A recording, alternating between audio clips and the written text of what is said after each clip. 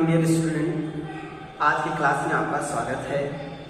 और आज का जो क्लास होगा वो साउंड का जो सेकंड पार्ट रह गया था उस पर बातें होंगी हमारी और आपकी। तो साउंड के पहले क्लास में आपने बहुत कुछ सारी बातें सीख ली थी। अब आइए हम साउंड के सेकंड पार्ट में हमें और क्या क्या बातें सीखनी है, इन सारी बातों पर डिस्कशन करेंगे। तो साउंड की जो पहली क्लास थी उसमें आपने साउंड के बारे में सीखा था, साउंड कैसे प्रोपोगेट करता है, कैसे ये प्रोड्यूस होता है। उसके बाद नेक्स्ट पॉइंट आपने ये भी सीखा था कि जो साउंड होता है एक वेव की तरह होता है और वेव में भी दो नेचर होते हैं, एक लॉन्गिट्यूडनल और एक ट्रांसवर्सल। तो साउंड लॉन्गिट्यूडनल वेव नेचर का है और साउंड का जो वेव है तो वेव के जो वेवलेंथ होते हैं, एम्पलीट्यूड होते हैं, फ्रीक्वेंसी, इन सारी बातों पे डिस्कशन हमारी फर्स्ट क्लास में हुई थी। अगर कोई भी बच्चा इस क्लास को छूट चुका है तो वो आप मेरे नाम को सर्च कर सकता है, श्रीनाथ सैनी सर्च करेंगे, उस पर हमारी सारी वीडियो है, तो आप साउंड के फर्स्ट पार्ट को भी देख सकते हैं। तो आइए अब हम नेक्स्ट बातें करते हैं सेकंड पार्ट में। जो आज की हमारी डिस्कशन होगी साउंड के बारे में वो होगी सबसे पहले कैरेक्टरिस्टिक ऑफ साउंड। क्या होगी? Characteristics of sound. Characteristic of sound, sound की जो विशेषता है उसकी बातें करेंगे। साउंड की जो पहली विशेषता है बेटा उसे बोलते हैं लाउडनेस। क्या बोलते हैं? लाउडनेस। सेकंड विशेषता जो है इसको बोलते हैं पिच। जो सेकंड क्वालिटी है, सेकंड फीचर है उसे पिच बोलते हैं। और तीसरा जो फीचर है साउंड की उसे क्या बोलते हैं? क्वालिटी। तो इन सारी बातों पे हम ब्रीफली डिस्कशन करेंगे। सबसे पहले हमारी जो बातें होंगी वो क्या होंगी? लाउडनेस। लाउडनेस जैसे आपको दिखाया था बेटा, जो वेव होता है आपको बताया था, जैसे ये देखो वेव, जैसे वेव है और वेव में जो एक वेव होता है बेटा, तो जो ये कंप्लीट वेव है इसकी जो एम्पलीट्यूड है यही हमको क्या बताते हैं बेटा? ये क्या है? एम्पलीट्यूड। एम्पलीट्यूड को कैसे रिप्रेजेंट किया जाता है? ए से, कैपिटल ए, इसे लिख सकते हैं एम्पलीट्यूड। तो आपको ये पता होना चाहिए इस वेव का ये जो एम्पलीट्यूड है यही क्या डिफाइन करेगा? Loudness of sound. यही डिफाइन करेगा लाउडनेस ऑफ साउंड। देखिएगा लाउडनेस क्या होता है?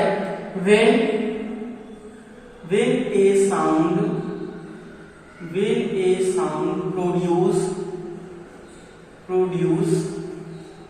more amplitude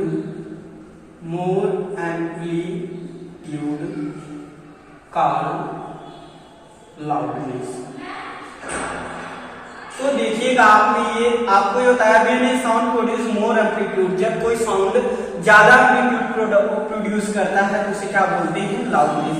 या सेकेंड वर्ड में से हम बोल सकते हैं लाउडनेस क्या होता है? when a sound produce more wavelength, more amplitude than its actual means बेटा कोई भी जो साउंड है उसकी जो एक्चुअल एम्पलीट्यूड होनी चाहिए उससे अगर थोड़ा सा ज्यादा एम्पलीट्यूड प्रोड्यूस हो जाता है तो वही साउंड क्या बन जाता है बेटा? लाउडनेस का रूप धारण कर लेता है। और जो लाउडनेस की एसआई यूनिट होती है बेटा, इसकी जो एसआई यूनिट होती है या उसे बोलते हैं डेसिबल। क्या बोलते हैं बेटा? डेसिबल। डेसिबल बोलते हैं। और इसको कैसे लिखा जाता है? स्मॉल डी और कैपिटल बी। इसको रिप्रेजेंट साउंड लाउडनेस को किस में रिप्रेजेंट किया जाता है बेटा? डेसिबल में रिप्रेजेंट किया जाता है। लाउडनेस को कैसे रिप्रेजेंट किया जाता है? डेसिबल में रिप्रेजेंट किया जाता है। और डेसिबल को रिप्रेजेंट कैसे करते हैं? स्मॉल डी और कैपिटल बी से। तो आपने सीखा जो लाउडनेस होता है ये डेसिबल में रिप्रेजेंट किया जाता है। और जब कोई साउंड अपने एक्चुअल एम्पलीट्यूड से थोड़ा सा इसका एम्पलीट्यूड एवं हो जाता है तो वो साउंड लाउडनेस का रूप धारण कर लेता है और इसको रिप्रेजेंट करने का रिप्रेजेंट डेसिबल में किया जाता है। तो देखिएगा बेटा 0 to 80 डेसिबल, 0 से लेके 80 डेसिबल तक के जो लाउडनेस हैं ये हमारे लिए फेवरेबल हैं। बट बेटा अगर 80 से एबव आते हैं, एबव देन 80 डेसिबल, अगर 80 डेसिबल से ज्यादा लाउडनेस है तो बेटा ये हमारे कान के लिए हार्मफुल हो जाता है। क्या हो जाता है? हार्मफुल हो जाता है। तो आपने सीखा जो लाउडनेस होता है डेसिबल में रिप्रेजेंट किया जाता है। हमारे कान को लाउडनेस कितना पसंद है? 0 to 80 डेसिबल, 0 से 80 डेसिबल तक जब तक साउंड है तब तक वो हमारे कान के लिए फेवरेबल है, अन्यथा वो हमारे कान के लिए कैसा बन जाता है? हार्मफुल बन जाता है। और आपने ये भी एक पॉइंट सीखा कि जो साउंड होता है बेटा, साउंड इज डायरेक्टली प्रोपोर्शनल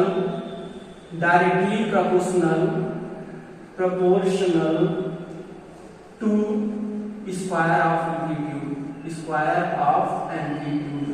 बेटा जितना एम्पलीट्यूड हो उसका स्क्वायर कर देंगे तो जो साउंड है वो डायरेक्टली प्रोपोर्शनल होता है square of amplitude. Sorry sound नहीं, लाउडनेस आप बोल सकते हैं। क्या बोल सकते हैं? लाउडनेस। जो लाउडनेस है वो directly proportional to square of amplitude. तो ये आपका एक फार्मूला बन गया। अगर एम्पलीट्यूड को दोगुना करते हैं तो आपका लाउडनेस कितना हो जाएगा? 4 टाइम्स हो जाएगा।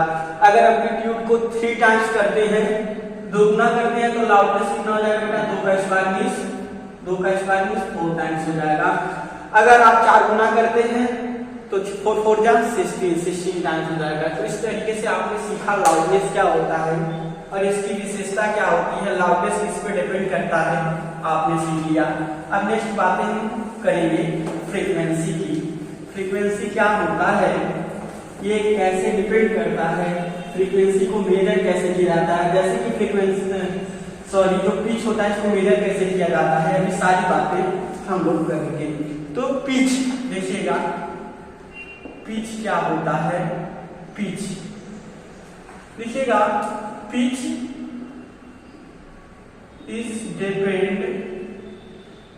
Depend upon frequency. जो पिच होती है बेटा वो किस पे डिपेंड करती है? फ्रीक्वेंसी पे डिपेंड करती है।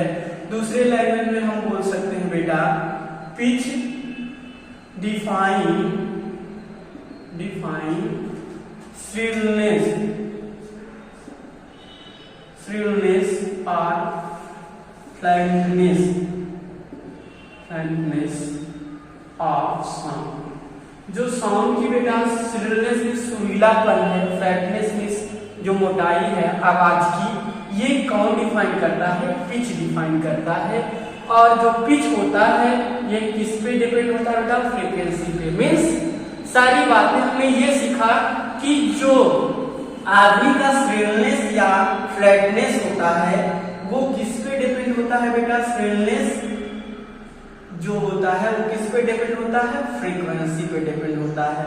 और आपको मैं फ्रीक्वेंसी के बारे में बातें फर्स्ट लेक्चर में डिस्कशन कर चुका हूँ। फ्रीक्वेंसी क्या होता है, जैसे देखिएगा बेटा, एक साउंड है जो क्या होता है? लो फ्रीक्वेंसी प्रोड्यूस करता है।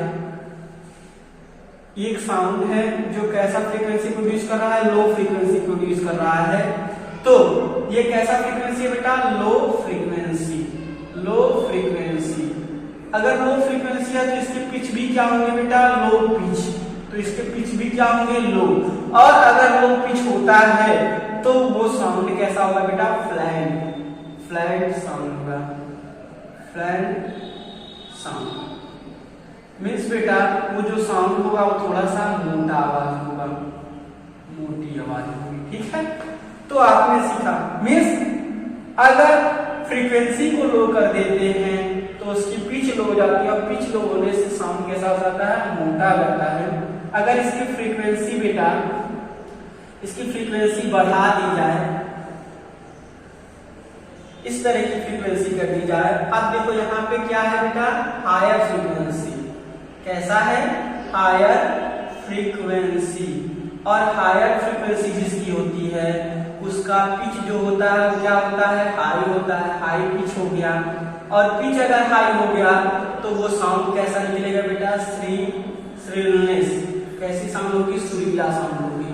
तो आपने सीखा कि जब फ्रीक्वेंसी किसी भी साउंड की मैक्सिमम होती है तो उसके पिच हाई हो जाते हैं, और जब पिच हाई होती है तो साउंड कैसा होता है, श्रिलनेस, मीन्स मधुर, वो जो सुरीला साउंड प्रोड्यूस होता है। तो आपने एक पॉइंट सीखा, जो साउंड पिच होता है वो फ्रीक्वेंसी पे डिपेंड करता है। कैसे डिपेंड करता है बेटा, pitch is directly proportional to frequency. जो पिच होते हैं वो डायरेक्टली प्रोपोर्शनल किसके होते हैं बेटा, फ्रीक्वेंसी के। और फ्रीक्वेंसी जो होती है ये सारी बातों पे डिपेंड करती है। तो एक पॉइंट आपको बता दें बेटा, जो मैन की वॉइस होती है बेटा, उसकी पिच जो होती है वो क्या होती है, लो पिच होता है। और लो पिच होने की वजह से आदमी का जो आवाज होता है बेटा वो मोटा होता है। जो वुमेन की साउंड होती है बेटा वो थोड़ी हाई पिच होती है, और हाई पिच होने से इसकी आवाज थोड़ी और पतली होती है। और जो चाइल्ड होते हैं, छोटे बच्चे जो होते हैं बेटा, उनकी और हायर फ्रीक्वेंसी, उनकी हायर पिच होती है, और ज्यादा हायर पिच होती है। इस वजह से जो बच्चा होता है, मीन्स सबसे सुरीली आवाज किसकी निकलेगी, चाइल्ड की, उससे सुरीला वुमेन का, और सबसे कम सुरीला किसका निकलेगा, मेल का। तो ये आपका श्रिलनेस डिफाइन हो गया कि सबसे ज्यादा तीखी आवाज बच्चों की होती है, उससे कम वुमेन की होती है, और सबसे कम मैन की होती है। क्यों?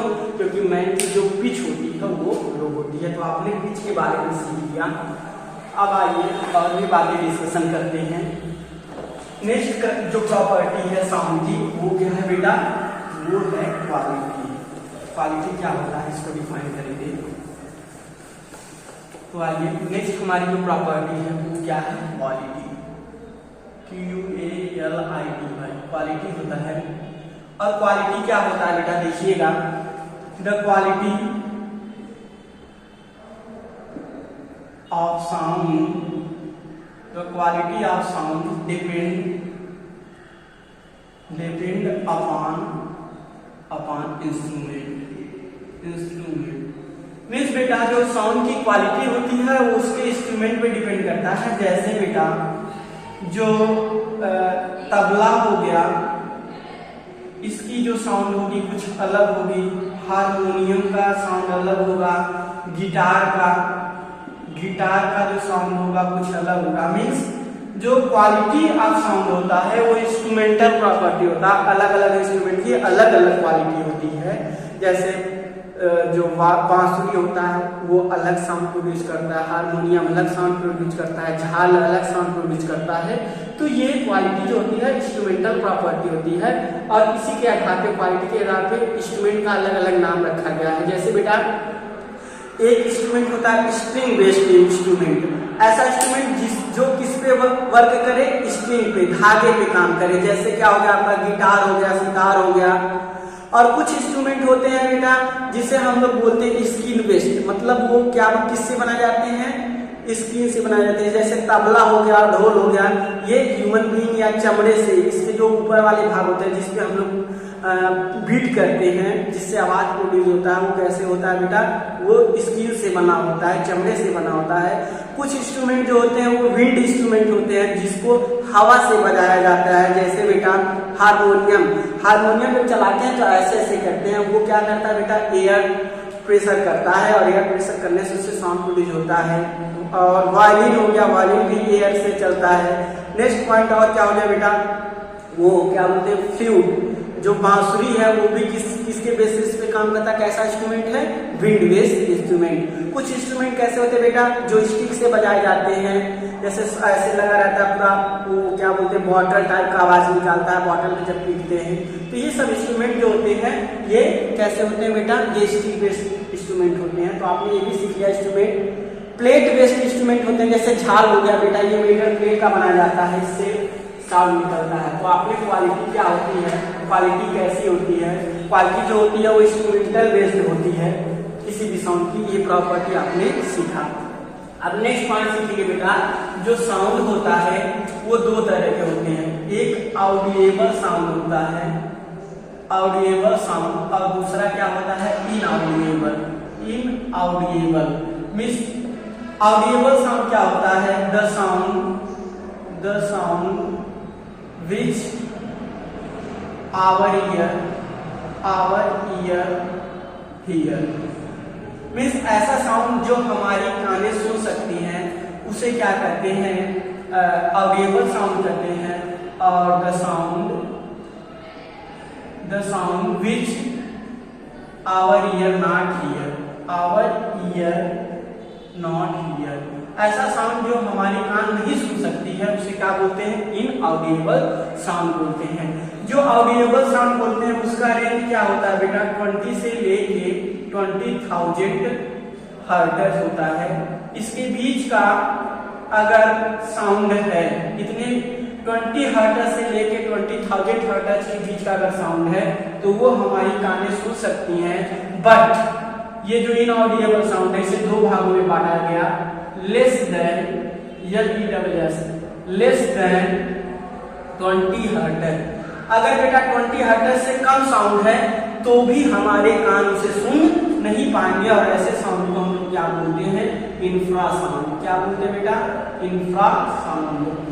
और जो 20,000 से मैक्सिमम है बेटा, 20,000 हर्ट्ज से एबव देन 20,000, ऐसी साउंड जिसकी फ्रीक्वेंसी 20,000 से एबव है, ऐसे आवाज को भी हमारी कान सुन नहीं सकती है, और इसको क्या बोलते हैं बेटा, अल्ट्रासाउंड। क्या बोलते हैं बेटा, अल्ट्रासाउंड। तो देखिएगा इंफ्रासाउंड और अल्ट्रासाउंड। जो अल्ट्रासाउंड होता है ये कुछ ही एनिमल सुन सकते हैं और प्रोड्यूस कर सकते हैं, जैसे बैट जो चमगादड़ होता है बेटा, ये अल्ट्रासाउंड को सुन भी सकता है और प्रोड्यूस भी करता है। इसी वजह से कभी भी जो बैट होते हैं, चमगादड़ होते हैं, वो जब उड़ते हैं तो वो कभी भी किसी दीवार से टकराते नहीं है। ऐसा इसलिए बेटा क्योंकि वो जो बैट होती है, ऐसे करके बैट होती है, एक देखिएगा, ये मान लीजिए ऐसे बैट है, चिड़िया नाम या ऐसे चलिए ये बैट है, ये उड़ती हुई जा रही है और ये अपने पास से कौन सा साउंड प्रोड्यूस करती है बेटा, अल्ट्रासाउंड प्रोड्यूस करती है। अल्ट्रासाउंड, ये अल्ट्रासाउंड प्रोड्यूस करती है और ये साउंड जाता है, इसे लड़ता है और लड़कर इसे वापस आता है, वापस आके इसको इसके कान में, ये रिसीवर भी रिसीव भी करती है। तो अल्ट्रासाउंड को जैसे ये सुनती है तैसे अपने डायरेक्शन को क्या कर लेती है, मोड़ लेती है, टर्न कर लेती है और इस दीवार से लड़ने से बच जाती है। कुछ और भी जानवर हैं जो अल्ट्रासाउंड को सुन सकते हैं, जैसे डॉग हो गया, डॉग, कुत्ते हो गए, ये सब जो जानवर हैं, डॉल्फिन हो गए, ये सब जो जानवर हैं ये अल्ट्रासाउंड को सुन सकते हैं।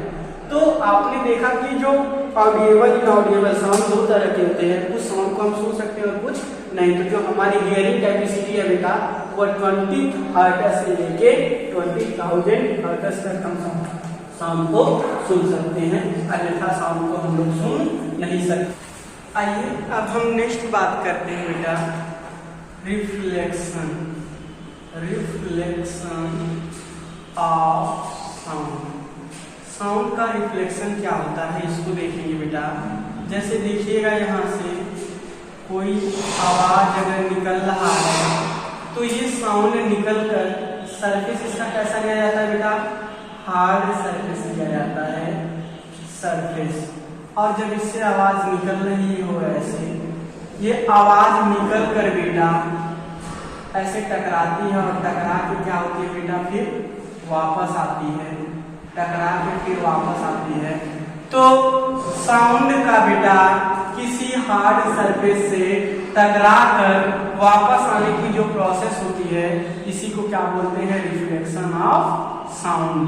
तो आप बोलेंगे the back bounce off sound after striking from a hard surface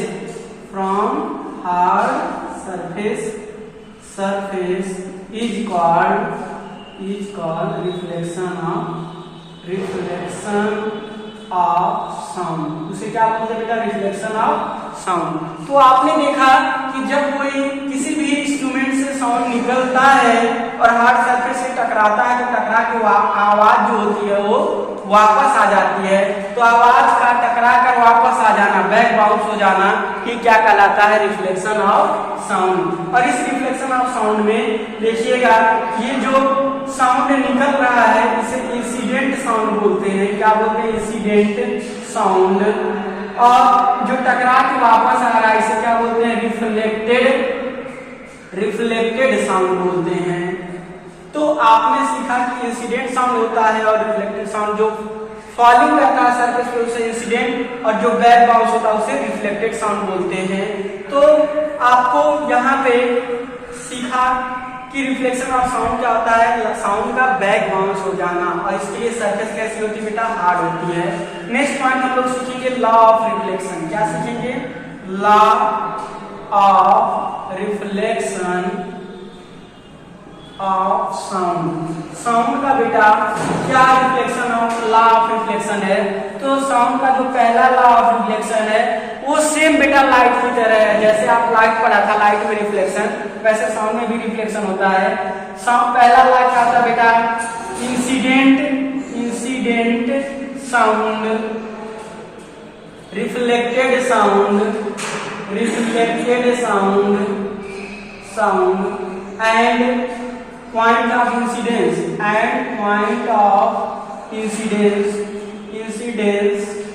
lie in same plane। ये जो होते हैं बेटा एक ही प्लेन में लाई करते हैं। और दूसरा लॉ जो होता है एंगल आई इक्वल टू, या सिंपली लाइन बोलेंगे the angle of incidence sound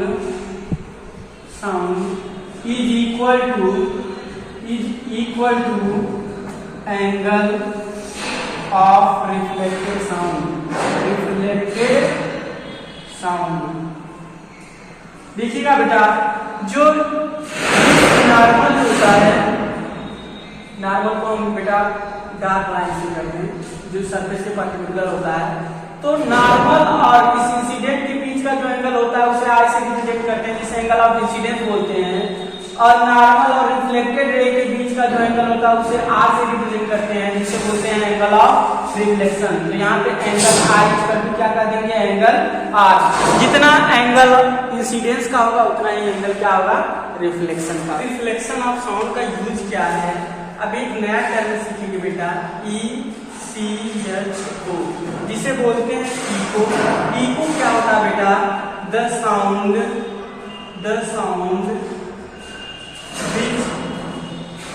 which we hear after reflection। बेटा ऐसा साउंड जो हम रिफ्लेक्शन के बाद सुनते हैं, ऐसे साउंड क्या प्रोड्यूस करते हैं? Echo. The sound which we hear after reflection produce echo. वो क्या बनाते हैं बेटा? इको मीन्स हमारे आवाज बोलने के बाद आवाज टकरा कर जब हमको सुनाई देती है, हमारा ओरिजिनल आवाज न सुनाई देके बल्कि वो रिफ्लेक्टेड आवाज सुनाई देती है, तो उसी को क्या बोलते हैं बेटा? इको बोलते हैं। अब नेक्स्ट पॉइंट आपको ये सिखाऊंगा कि इको कब इको प्रोड्यूस होगा, कब इको प्रोड्यूस नहीं होगा। तो एक शब्द होता है बेटा persistence of hearing and echo. एक इको को सुनने का जो परसिस्टेंस क्या होता है वो क्या होता है बेटा? तो आप देखिएगा when sound reflected in 0.1 second. जब कोई साउंड बेटा 0.1 सेकेंड में अथवा उसके बाद रिफ्लेक्ट होता है, then we hear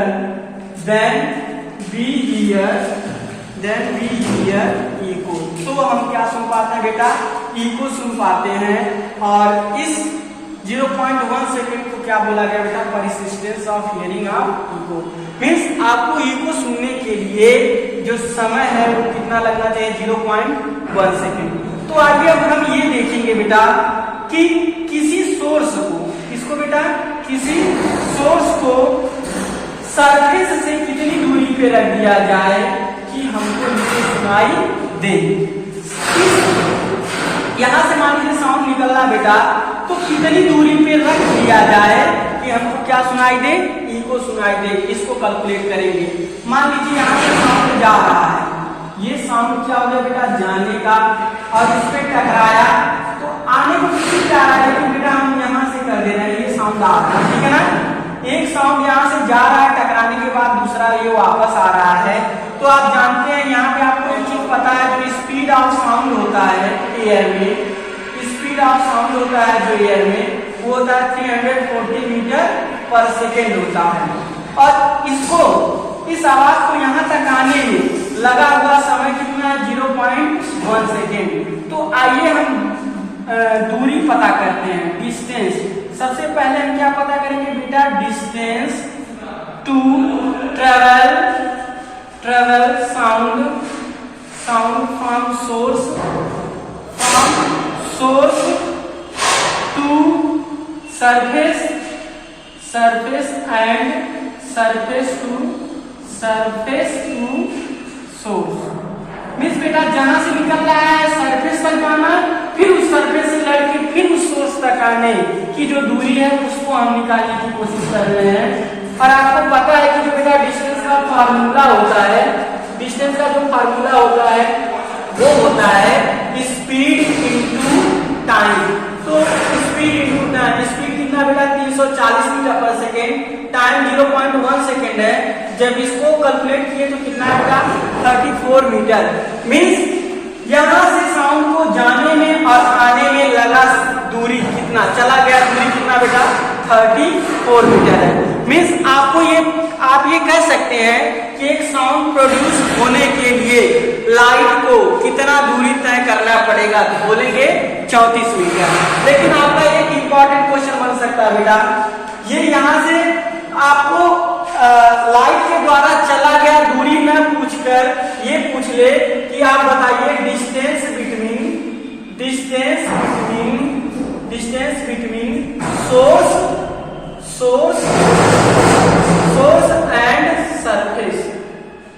and surface. तो आप क्या बोलेंगे, पूरे दूरी का आधा यानी 34 का डिवाइडेड बाय 2 यानी कितना हो जाएगा, 17 मीटर। मींस अगर किसी साउंड वाले सोर्स से सरफेस को 17 मीटर दूरी पे या 17 मीटर दूरी सरफेस से 17 मीटर दूरी पे साउंड के सोर्स को रख दिया जाए, तब आपको क्या प्रोड्यूस होगा, ई को। तो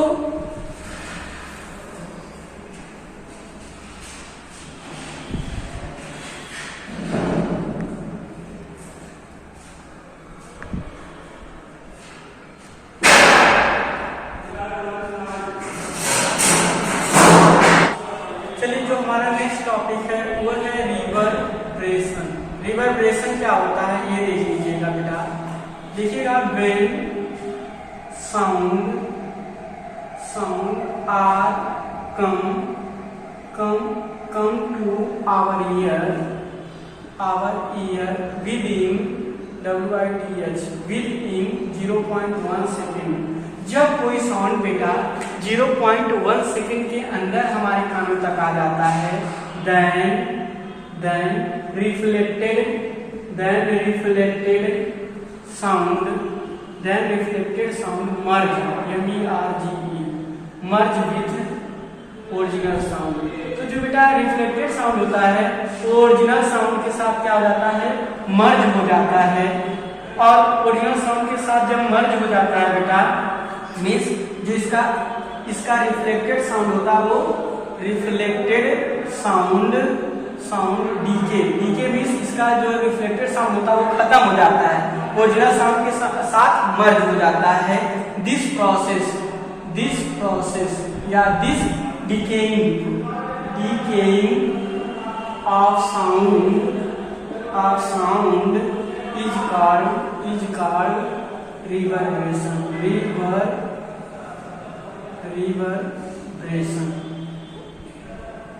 मीन्स आपने देखा कि जब कोई साउंड बेटा 0.1 सेकंड के अंदर हमारे कानों तक आ जाती है, वापस आ जाती है, तो वो रिफ्लेक्टेड साउंड हमको अलग नहीं सुनाई देता, बल्कि उसी ओरिजिनल साउंड में वो मर्ज हो जाता है, मतलब रिफ्लेक्टेड साउंड खत्म हो जाता है।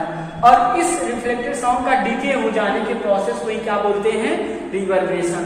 अब इसका यूज क्या है बेटा? जब हमको हाई क्वालिटी का म्यूजिक रिकॉर्ड करना हो, to record high quality music बेटा, हाई क्वालिटी म्यूजिक को रिकॉर्ड करने के लिए आपको किस चीज की आवश्यकता होगी? रिवर्बरेशन की। इसीलिए जो ऑडिटोरियम होते हैं, जहाँ पे लोग गाना गाते हैं या जहाँ से कैसेट रिलीज करते हैं, तो वहाँ पे आप देखे होंगे कि उसके जो रूम होते हैं वो अलग तरह के होते हैं। तो बेटा जो वॉल होता है, वॉल से आवाज रिफ्लेक्ट होती है, लड़कर रिफ्लेक्ट होती है। तो इस रिफ्लेक्शन को कम करने के लिए, मीन्स साउंड को डीके करने के लिए इस दीवार पे क्या लगा दिया जाता है? एक आती है बेटा जो साउंड को एब्जॉर्ब करती है, ऐसी पट्टियां आती हैं, उसको लगा दिया जाता है, जिससे हमारे इंस्ट्रूमेंट से निकलने वाले जो साउंड है उसका जो रिफ्लेक्शन है उसको वो सब क्या करती हैं? एब्जॉर्ब कर लेती हैं। और जो आपका रिकॉर्ड होता है साउंड, वो कैसा होता है बेटा? हाई क्वालिटी का रिकॉर्ड साउंड होता है। इस तरह से आपने सीखा कि रिवर्बरेशन जो होता है उसका हाई क्वालिटी के म्यूजिक को रिकॉर्ड करने में बहुत ही महत्वपूर्ण भूमिका निभाई जाती है। जो सॉफ्ट होते हैं बेटा, जो भी सॉफ्ट मटेरियल होता है वो रिवर्बरेशन प्रोसेस को फॉलो करता है, और जो हार्ड मटेरियल होते हैं वो इको प्रोसेस को। मीन्स जितना सॉफ्ट मटेरियल रहेगा उतना ही साउंड एब्जॉर्ब होगा, और जितना हार्ड रहेगा उतना ही साउंड रिफ्लेक्ट होगा। इसीलिए देखिएगा जो कॉटन वॉटन होते हैं ये साउंड एब्जॉर्बर होते हैं। तो बेटा आज का क्लास बस इतना ही। अगर हमारी क्लास आपको अच्छी लगी हो तो जरूर लाइक और सब्सक्राइब करिएगा, और अपने मित्रों को भी जरूर मोटिवेट करिएगा ताकि वो हमारे चैनल को पढ़ने के लिए। बस आज का क्लास इतना ही। धन्यवाद।